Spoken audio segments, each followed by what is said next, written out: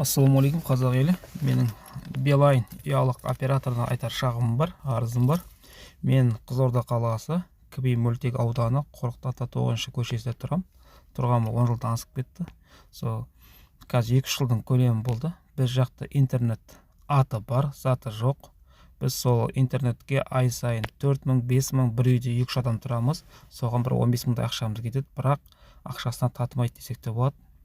Интернеттердің аты бар, заты жоқ. Билайн ұялық операторларын қашан жөндейді екен, соны бізге хабарын айтса. Біз қарап отырсаңыздар, сол 2010 жылдарға ма қалып қойғанбыз. 4G тартады сыртта, үйде бірақ тартады. Бұны қашан жөнделеді? Менде ғана осындай ма, әлде Кібиде тұратын біраз адамдарда осындай бар ма? Сол туралы айтқым келеді. Ол 1 жылдың көлемі емес қой болып жатқан, уже 2-3 жылдай болып қалды. Мүмкін емес, енді үйде отырып сөйлесудің өзі мүмкін болмай қалды ғой. Мысалы, үйдің ортасында, үйдің ішінде отырып сөйлесетін болсақ, арнайы тартатын бір нүктеміз бар. Бұрышта ғана сол жерде тартады. Сол жерде бар сөйлеспесек, сөйлесу мүмкін емес.